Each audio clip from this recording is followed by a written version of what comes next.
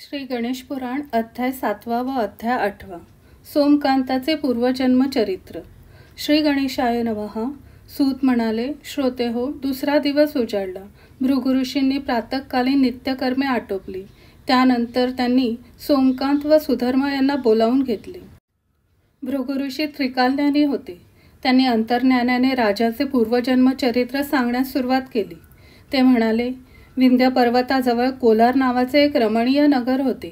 तिथे एक श्रीमंत वैश्य राहत होता। त्याचे नाव चित्रूप, त्याच्या पत्नीचे नाव होते सुभगा। त्या रूपगुण संपन्न आणि पतिव्रता होत्या। या दाम्पत्यास उशिराने एक पुत्र झाला। त्याचे नाव होते कामंदा। तो देखणा होता। त्या वैश्य पती पत्नींनी त्या एकुलत्या एक पुत्राचे मोठ्या लाडाकोडात संगोपन केले। तो उपवर झाल्यावर कुटुंबिनी नावाच्या एका सुंदर कन्येशी त्याचा विवाह लावून दिला। त्याची पत्नी पतिभक्तीपरायण होती। त्या दोघांना 7 पुत्र व 5 कन्या अशी एकूण 12 अपत्ये झाली। कालांतराने चित्रूप वैश्य मरण पावला। त्यांच्या पत्नी सुभगा या सती गेल्या। माता पित्याच्या निधनानंतर कामंदा हेच त्यांच्या संपत्तीचे वारस होते। एकदम मोठी संपत्ती हाती आल्यामुळे ते द्रव्य उधळून मनसोक्त मौज मजा करू लागले। त्यांना व्यवहाराची जाण नव्हती। संपत्तीचे रक्षण केले पाहिजे हा विचारही त्यांनी कधी केला नाही। त्यांची उधळपट्टी पाहून कुटुंबिनींनी त्यांना समजावण्याचा खूप प्रयत्न केला, पण हट्टी आणि हेकेखोर कामंदानी त्यांच्या बोलण्याकडे कायमच दुर्लक्ष केले। शेवटी व्हायचे तेच झाले। कामंदा कफल्लक झाला। कुटुंबाचे पालन पोषण करता येत नाही म्हणून त्यांनी मुलांसह आपल्या पत्नीला तिच्या माहेरी पाठवून दिले। शेवटी त्यांनी राहते घरही विकले, ते द्रव्यही उधळले। अशा प्रकारे त्यांची उत्तरोत्तर अधोगतीच होत राहिली। नंतरच्या काळात पैसा मिळवण्यासाठी ते चोऱ्या करू लागले, लांडी लबाडी करू लागले। धमक्या देणे, कर्ज बुडवणे, फसवणूक करणे अशा नाना प्रकारेने ते लोकांना त्रास देऊ लागले। त्यांच्या उपद्रवाने त्रस्त झालेल्या लोकांनी शेवटी तेथील राजाकडे तक्रार केली। त्यांचे गाराणे ऐकून राजाने त्यांना हद्दपार केले, त्यामुळे ते अधिकच चवताळले। नंतर कामंदा जंगलात वास्तव्य करून वाटमाऱ्या करू लागला। यात्रेकरूंना लुबाडणे, कोणाकडे काही मिळाले नाही तर त्याला ठार मारणे, हौसे खातर पशुपक्ष्यांची हत्या करणे अशी अनेक कुकर्मे करू लागला। त्याने एक स्वतःची टोळी बनवली। तिच्या गुन्हेगारी कारवायांनी जनमानसात मोठी दहशत निर्माण केली। त्याने अरण्यातच मोठा वाडा बांधला व त्यात कुटुंबियांसह राहू लागला। एके दिवशी एक दुर्बळ ब्राह्मण त्या अरण्यातून कुठेतरी जात होता। वाटमारीसाठी दबा धरून बसलेले कामंदा उग्र रूप धारण करून एकदम त्याच्या समोर उभा राहिला। कामंदाने त्याच्या मनगटास धरले आणि द्रव्य देण्यासाठी दरडावले। तो ब्राह्मण खूपच गरीब होता। त्याच्याकडे द्रव्यच नव्हते, त्यामुळे हे दरोडेखोर नक्कीच आपले प्राण घेणार या भीतीने तो थरथर कापू लागला। तो ब्राह्मण कामंदाला काकुळतीने प्रार्थना करू लागला। तो म्हणाला, मी एक निर्धन ब्राह्मण आहे आणि पोटा पाण्यासाठी भटकंती करत आहे। माझ्या घरी पत्नी व मुले आहेत। तुम्ही माझा वध केला तर त्यांच्यावर उपासमारीची वेळ येईल। मी तुम्हाला शरण आहे, माझा वध करू नका। ब्रह्मरक्षणासारखे थोर धर्मकृत्य नाही आणि ब्रह्महत्येसारखे घोर पातक नाही। तुम्ही माझी हत्या केली तर हजारो वर्ष नरकात खितपत पडाल। तुमच्या पितरांनाही अधोगती प्राप्त होईल, म्हणून सावध व्हा। अविचाराने दुष्कृत्य करू नका। पण दुष्ट कामंदाला त्याची जराही दया आली नाही। तो ब्राह्मण दरिद्री आहे याची त्याला खूपच चीड आली। त्याच रागाच्या भरात त्याने तलवारीने त्याचा शिरच्छेद केला। अनेक प्रकारची पापकर्मे करून कामंदा निर्दयी झाला होता। तो कसलाही विधिनिषेध पाळत नव्हता। कामंदाने आपल्या जीवनात हजारो हत्या केल्या। पुढे त्याला वृद्धत्व आले। त्याचे शरीर थकले, डोळ्यांनी नीट दिसेनासे झाले, निद्रा येईनशी झाली। त्याला अनेक व्याधींनी पछाडले, त्यामुळे कुटुंबीय त्याचा तिरस्कार करू लागले। ज्याच्या पालन पोषणासाठी आपण हजारो दुष्कृत्य केली त्या आपल्या स्त्री पुत्रादीकडून अवहेलना होऊ लागल्यामुळे कामंदा अहोरात्र पश्चाताप करू लागला। त्याने दानधर्म करायचे ठरवले, पण भीतीने कोणीही ब्राह्मण त्याच्या घरी फिरकले नाही। अशा प्रकारे त्याची दुष्कीर्तीस त्याच्या पुण्यकर्माच्या आड येऊ लागली। शेवटी काहीतरी पुण्य करायचेच या प्रेरणेने झपाटलेल्या कामंदानी त्याच अरण्यातील एका पडीक गणेश मंदिराचा जीर्णोद्धार करायचे ठरवले। त्याने एका परिचित ब्राह्मणाला बोलावून घेतले। त्याला आपली इच्छा सांगितली आणि त्या ब्राह्मणाच्या मार्गदर्शनानुसार त्या मंदिराचा जीर्णोद्धार केला. त्यासाठी बरेच धन खर्च केले. त्या देवळाभोवती प्रशस्त रमणीय बाग तयार केली. लोकांच्या सोयीसाठी तिथेच 4 विहिरी बांधल्या. या सत्कर्मामुळे त्याच्या मनाला खूप मोठे समाधान प्राप्त झाले. त्या कार्यातून उरलेले धन त्याने आपल्या मुलाबाळांना वाटून टाकले. काही कालावधीनंतर कामंदा मरण पावला. यमदूताने भयंकर नरकात घालून त्याचे खूप हाल केले. कालांतराने कामंदाला न्यायासाठी यमधर्म आणि चित्रगुप्तासमोर उभं करण्यात आले. यमराजाने त्याला विचारले, तुम्ही आधी काय भोगणार आहात, पुण्य की पाप? कामंदा म्हणाला, धर्मराज, मी आधी पूर्वजन्मातील पुण्यकर्म फल भोगू इच्छितो. त्याच्या इच्छेनुसार यमराजांनी त्याला पुण्य भोगण्यासाठी सौराष्ट्रातील देवनगरच्या राजाच्या पोटी जन्माला घातले. हे राजा, ते कामंदा तुम्हीच आहात. गणेश मंदिराचा जीर्णोद्धार केल्यामुळे तुम्हाला राज ऐश्वर्य प्राप्त झाले, पण पुण्यक्षय होताच दुष्कर्माची फळे भोगण्यासाठी ही कुष्ठरोगासारखी महाव्याधी झाली आहे. भृगु ऋषींच्या मुखातून स्वतःचे पूर्वजन्म चरित्र ऐकून राजा सोमकांताला खूप आश्चर्य वाटले. भृगूंबद्दल त्यांच्या मनात संशय निर्माण झाला. हे महर्षी सत्य बोलत आहे की असत्य हेच त्याला कळेना. त्यांच्या मनात विचारांनी काहूर माजले. ते बराच वेळ निशब्द बसून राहिले. तेवढ्यात त्यांच्या सर्वांगातून अनेक पक्षी आकस्मित प्रकट झाले. सोमकांत राजावर झेपावून ते चंचू प्रहार करू लागले. त्यामुळे आधीच क्षतिग्रस्त असलेल्या सोमकांत राजाला असह्य वेदना होऊ लागल्या. तो ओरडू लागला, तडफडू लागला. त्याने तळमळून विचारले, हे ब्राह्मण, हा काय प्रकार आहे? आपले आश्रमस्थान निर्वैर म्हणून प्रख्यात आहे. असे असताना माझ्यासारख्या गलित गात्र रुग्णावर हे पक्षी का तुटून पडले आहेत? तेव्हा भृगुऋषी म्हणाले, हे सोमकांत राजा, मी त्रिकालदर्शी आहे, सत्यवचनी आहे. असे असूनही माझ्या बोलण्याने तुमच्या मनात विकल्प निर्माण झाला, म्हणून तुम्हाला हे फळ भोगावे लागत आहे. तुम्ही माझ्यावर पूर्ण विश्वास ठेवा. तो विश्वास तुमच्या अंतःकरणात निर्माण झाला तर माझ्या एकाच हुंकाराने हे सर्व पक्षी नाहीसे होतील. सोमकांत राजाने मनातील सर्व विकल्प टाकून दिले. त्यानंतर सोमकांत राजा भृगु ऋषींना शरण केला. तेव्हा भृगु ऋषीने मोठ्याने हुंकार भरताच ते सर्व पक्षी क्षणार्धात अदृश्य झाले. ते पाहून सोमकांत राजाला खूप मोठे नवल वाटले. अध्याय 8 समाप्त. श्री गणेश पुराण अध्याय 9. सोमकांत राजा पापमुक्त झाला. श्री गणेशाय नमः. सूत मुनी श्रोत्यांना सोमकांत राजाची कथा सांगत आहे. सूत मुनी पुढे सांगू लागले.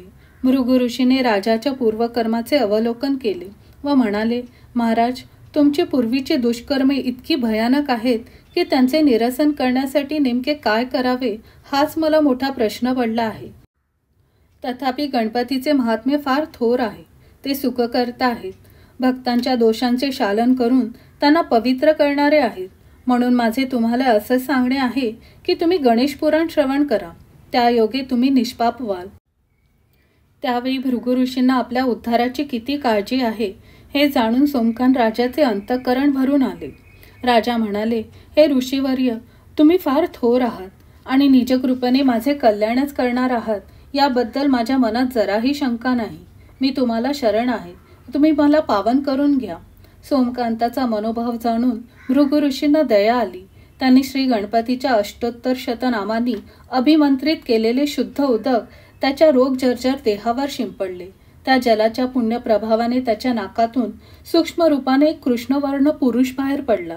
बघता बघता त्याने महाकाय रूप धारण केले. त्याचे डोळे लालबुंद होते. जीभ बाहेर लोंबकळत होती.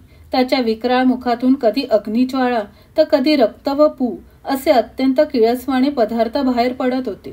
तो कराकरा दाढा वाजवत भृगु ऋषींकडे पाहू लागला. त्याचे काळे कभिन्न भयावह स्वरूप पाहून आश्रमवासी जन प्राणभयाने व्याकुळ झाले.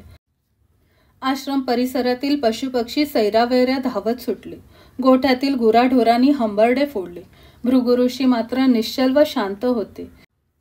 भृगु ऋषीने त्याला विचारले, तू कोण आहेस? तेव्हा तो विकट हास्य करून म्हणाला, मी पापपुरुष आहे. मी सर्व प्राण्यांच्या देहात सूक्ष्म रूपाने राहतो. तुमच्या अभिमंत्रित जलामुळे मला या राजाच्या देहातून नाईलाजाने बाहेर यावे लागले. मी भुकेने व्याकुळ झालो आहे. मला काहीतरी खायला द्या, अन्यथा या राजांसह तुमच्या आश्रमातील सर्वांचाच फडशा पाडेन. तुम्ही मला बेघर केले आहे, म्हणून माझ्या निवासाची व्यवस्था करा. त्याच्या दडवण्याला भृगूंनी जराही दाद दिली नाही. ते म्हणाले, पापपुरुषा, मला घाबरवण्याचा जराही प्रयत्न करू नकोस. मी रागवलो तर तुझा सर्वनाशच करीन. यापुढे तू समोरच्या आम्रवृक्षाच्या ढोलीत राहा आणि वाळलेली पाने खाऊन गुजराण कर.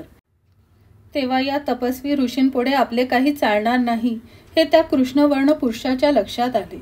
तो मुकाट्याने त्या आंब्याच्या ढोलीत जाऊन बसला. त्या क्षणी त्याच्या स्पर्शाने तो महाकाय आम्रवृक्ष जळून भस्मसात झाला. जमिनीवर राखेचा ढीग पडला.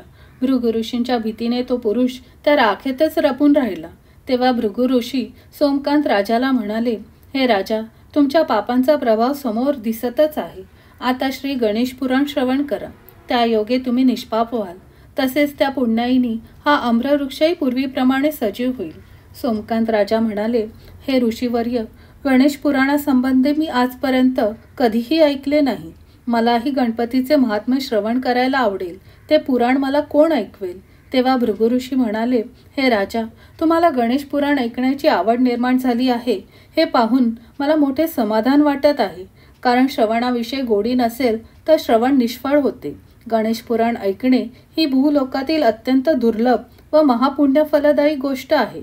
विद्यार्थ्यांनी हे पुराण सर्वप्रथम व्यासांना सांगितले. त्यांनी ते मला कथन केले. ते मी आता तुम्हाला सांगणार आहे. म्हणून तुम्ही सरोवरात स्नान करून शुद्ध मनाने माझ्याकडे या. भृगु ऋषींचे बोलणे ऐकून सोमकांत राजाला मोठा हुरूप आला. त्यांच्या अंगात उत्साह संचारला. राणी व प्रधानांच्या मदतीने ते सरोवरापाशी गेले. तिथे स्नान केले. पळीभर पाणी उजव्या तळहातावर घेतले आणि आजपासून मी श्रद्धा व भक्तिपूर्वक गणेश पुराण श्रवण करणार आहे असा संकल्प केला. तर काय आश्चर्य, त्यांच्या सर्वांगावरच्या जखमा पूर्ण बऱ्या होऊन त्यांचे शरीर पूर्वीसारखे सुंदर व अव्यंग दिसू लागले. तो चमत्कार पाहून त्यांचा विश्वासच बसेना. राणींचा व प्रधानांचा आनंद गगनात मावेना. ती मंडळी भृगु ऋषींचा जय जयकार करतच आश्रमात आली. त्या सर्वांनी भृगु ऋषींना आदराने नमस्कार केला. तेव्हा भृगु ऋषींनी त्या सर्वांना बसायला सांगितले. आसनस्थ झाल्यावर राजा सोमकांत म्हणाले, हे तपोनिधी, गणेश पुराण श्रवणाच्या केवळ संकल्पानेच मी रोगमुक्त झालो, तर प्रत्यक्ष पुराण श्रवणाचे पुण्य किती अद्भुत असेल याची कल्पनाच करवत नाही. त्यावर भृगु ऋषी म्हणाले, हे राजा, तुमचे म्हणणे अगदी बरोबर आहे. फार मोठे संचित पुण्य गाठीशी असल्याशिवाय गणेश पुराणाचे श्रवण घडत नाही. या पुराणाच्या श्रवणाने 7 जन्मीचे महाभयंकर पातकेही नष्ट होतात. गणपती म्हणजे परब्रह्म. त्यांचा अचिंत प्रभाव संपूर्ण ब्रह्मांडाला अंतर्बाह्य व्यापून आहे. त्यांचे महात्म्य कोणीही वर्णन करू शकत नाही. त्याविषयी बोलताना जिथे वेद निशब्द झाले, सहस्त्रशीर्ष शेषही मौनावले, तिथे आपण काय बोलावे. तथापि व्यासश्रेष्ठींनी श्री गणेशांविषयी मला जे काही सांगितले तेच सांगण्याचा मी प्रयत्न करणार आहे. त्याचे शुद्ध अंतःकरणाने श्रवण करा. अध्याय 9 समाप्त. श्री गणेश महापुराण अध्याय 10 व अध्याय 11. ब्रह्मदेवांकडून व्यासांना एकाक्षर मंत्राचा उपदेश. श्री गणेशाय नमः. सूत म्हणाले, श्रोते हो, भृगु ऋषी गणेश पुराण सांगणार आहेत हे वर्तमान श्रुत होताच त्यांचे शिष्य, पुत्र च्यवन व आश्रमवासी जन तिथे उपस्थित झाले. स्वतः गणपतीही सूक्ष्म रूपाने तिथे प्रकट झाले. त्यामुळे आश्रमातील आधीचे शुद्ध, सात्विक आणि मंगलमय वातावरण अधिकच प्रसन्न वाटू लागले. अंतर्ज्ञानी भृगूंनी गणपतीचे आगमन झाल्याचे जाणले. त्यांनी शिवनंदनांना अत्यंत आदराने नमस्कार केला. उपस्थित सर्वजण चित्त एकाग्र करून श्रवण सुखाचा लाभ घेऊ लागले. भृगु ऋषी सोमकांत राजाला म्हणाले, हे राजा, भगवान व्यास आणि भगवान विष्णू लौकिकदृष्ट्या भिन्न स्वरूपाचे दिसत असले तरी अंतर्यामी ते एकरूपच आहेत. व्यासांना श्रीहरींचा ज्ञानमय अंशावतार मानतात. त्यांनी वेदांची ऋग्वेद, यजुर्वेद, सामवेद व अथर्ववेद या 4 भागांमध्ये विभागणी केली. वेदांचे हे ज्ञान सर्वसामान्य लोकांना समजण्याच्या पलीकडचे होते. त्यावर उपाय म्हणून आपण पुराणांची रचना करावी व त्यातील प्रासादिक कथा निरूपणातून लोकांना जीवनविषयक तत्वज्ञान सोपे करून सांगावे. तसेच त्याद्वारे मोक्षदायक उपासना मार्गाचा उपदेश करून लोक उद्धाराचे महत्कार्य करावे असा विचार त्यांच्या मनात आला. पुराणांची निर्मिती करताना त्यांनी कोणत्याही देवतेचे स्मरण केले नाही. त्यामुळे वेदांची व्याख्या करण्याइतकी कुशाग्र असलेली व्यासांची बुद्धी स्तंभित झाली. पुराणांची निर्मिती कशी करावी हेच त्यांना कळेना. ते विचलित झाले. आपली मनस्थिती अशी का झाली हे जाणून घेण्यासाठी ते सत्यलोकी गेले. ब्रह्मदेवानी व्यास महर्षींचा आदर सत्कार केला व आगमनाचा हेतू विचारला. तेव्हा व्यास म्हणाले, हे विधाता, कलियुगात मानवी प्रवृत्ती जडत्वाकडे झुकत आहे. पापाचरण करताना त्यांना काहीही वाटत नाही. ते नास्तिक होत आहे. ते वेदांची निंदा करतात. कसलाही विधिनिषेध पाळत नाही. हे सर्व पाहून मी अगदी व्यथित झालो आहे. लोक उद्धारासाठी त्यांना सदाचार व मोक्षमार्गाचे ज्ञान देणे गरजेचे आहे असे मला वाटते. त्यांना वेदांचे तत्वज्ञान हे सोपे करून सांगण्याची गरज आहे. त्या संदर्भात सर्वकष विचार करून पुराणांची रचना करावी असे माझ्या मनात आहे. पण मला काही सुचतच नाही. मी दिग्मूढ झालो आहे. माझ्या बाबतीत हे असे का घडले याविषयी मार्गदर्शन करावे अशी प्रार्थना आहे. तेव्हा ब्रह्मदेव म्हणाले, व्यासजी, कोणत्याही कार्यात घाईगर्दी करून उपयोग होत नाही. विचारपूर्वक युक्तीने केलेली कार्य सिद्ध होतात. तुम्ही सर्वज्ञ आहात असा सूक्ष्म अहंकार तुमच्या अंतःकरणात निर्माण झालेला आहे. त्यामुळे पुराणांची रचना करताना तुम्हाला अत्यपूजनीय महागणपतीचे विस्मरण झाले. तुम्ही अन्य देवतांचेही स्मरण केले नाही. अहो, गणपती हे सृष्टीचे निर्माता आहेत. ते चराचराचे स्वामी, सर्वार्थाने समर्थ व अत्यंत मंगल करणारे आहेत.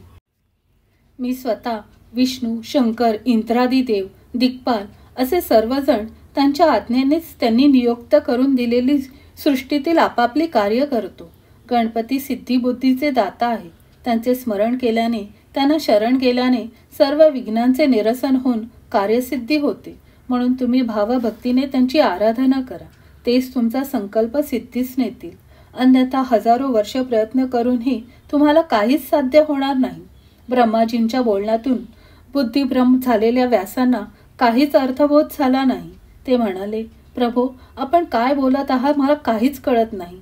हे गणपती कोण आहेत? त्या देवांचे स्वरूप कसे आहे? त्यांचे मला ज्ञान कसे होईल? ते पूर्वी कोणाला प्रसन्न झाले होते? तसेच त्यांचे अवतार, त्यांचे पराक्रम याबद्दल मला सविस्तर माहिती सांगा. ते मला कसे प्रसन्न होतील तेही सांगा. तेव्हा ब्रह्माजी म्हणाले, मुनिवर्य, गणपती आराधनाचे 7 कोटी महामंत्र आहेत. त्यापैकी षडाक्षरी मंत्र लवकर सिद्धी देणारे म्हणून प्रसिद्ध आहे. त्या मंत्राच्या प्रभावाने गणेश भक्तांच्या ठायी अद्भुत सामर्थ्य येते. ते सिद्ध व जीवनमुक्त होतात. ते देवांनाही पूज्य होतात. गणेश भक्तांच्या दर्शनाने विघ्ने भयभीत होऊन दिगंतरी पळतात. श्री गणपती तुमच्यावर प्रसन्न व्हावेत म्हणून त्यांच्या कृपा प्रसादाने तुमची लवकरात लवकर कार्यसिद्धी व्हावी म्हणून मी तुम्हाला एकाक्षर मंत्राचा उपदेश करणार आहे. या मंत्राच्या अनुष्ठानाने तुमच्या सर्व मनोकामना पूर्ण होतील. श्री गणेश मंत्राचे अनुष्ठान करणाऱ्याने स्नान करून शुचिर्भूत व्हावे. धूत वस्त्रे नेसावी. दर्भासनावर किंवा शुद्ध आसनावर बसावे. आचमन, प्राणायाम, त्यानंतर अंतर्मातृका, बहिर्मातृका न्यास करावेत. मंत्रदेवता महागणपतीचे ध्यान करावे. त्यांची भक्तिपूर्वक मानसपूजा करावी. श्री गणपतीची प्रसन्नता लाभून कार्यसिद्धी व्हावी म्हणून त्यांच्या मंत्राचा नियमपूर्वक अनुष्ठानाचा संकल्प करावा. एकांतात बसून एकाग्र चित्तेने व दृढ निष्ठेने मंत्र अनुष्ठान करावे. हे मुनिवर्य, गणपतीचे सर्वच मंत्र अत्यंत पवित्र व उपासकाला पावन करणारे आहेत.